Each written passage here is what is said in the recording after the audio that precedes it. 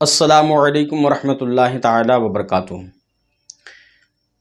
ایک صحابی یہ کہتے ہیں کہ قربانی کے جانور جس کی عمر پوری ہو چکی ہے، بڑا جانور ہے جیسے اونٹ ہے تو اس کی 5 سال کی عمر شرط ہے، گائے بھینس ہے تو 2 سال کی عمر شرط ہے، بکرا بکری دمبا بھیڑ ہے تو اس کی 1 سال کی عمر شرط ہے۔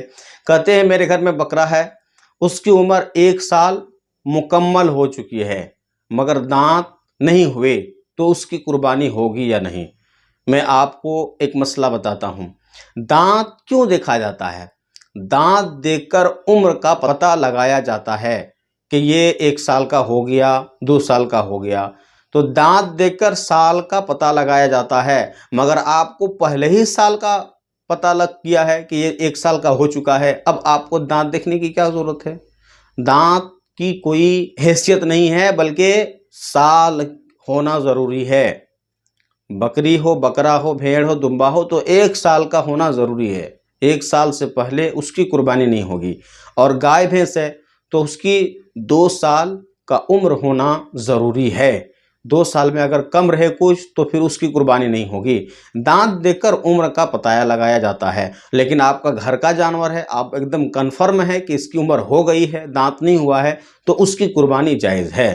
اور جب آپ منڈی میں جاتے ہیں تو دانت نہیں ہوا ہے مگر وہ کہہ رہا ہے کہ عمر اس کی ہو گئی ہے، تو آپ اس کی بات میں تو یقین نہیں کر سکتے ہیں، اس لیے کہ بسا اوقات وہ اپنے جانور کو بیچنے کے لیے جھوٹ تک بھی بولتے ہوں گے، بولتے بھی ہیں، بہت سارے لوگ ایسے کہتے ہیں۔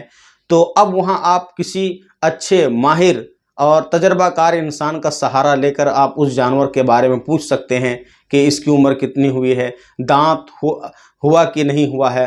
تو یاد رکھیے، دانت کا مسئلہ یہی ہے کہ دانت ہو یا نہ ہو اس سے کوئی مسئلہ نہیں، مگر عمر پورا ہونا یہ ضروری ہے، اور عمر ہی کا اعتبار کیا جائے گا، دانت کا اعتبار نہیں کیا جائے گا۔ اگر اس کی عمر جتنی شریعت میں شرط رکھا ہے قربانی کے لیے، اگر وہ عمر ہو گئی ہے، دانت ہوئے چاہے نہیں ہوئے، تو اب اس کی قربانی جائز ہے۔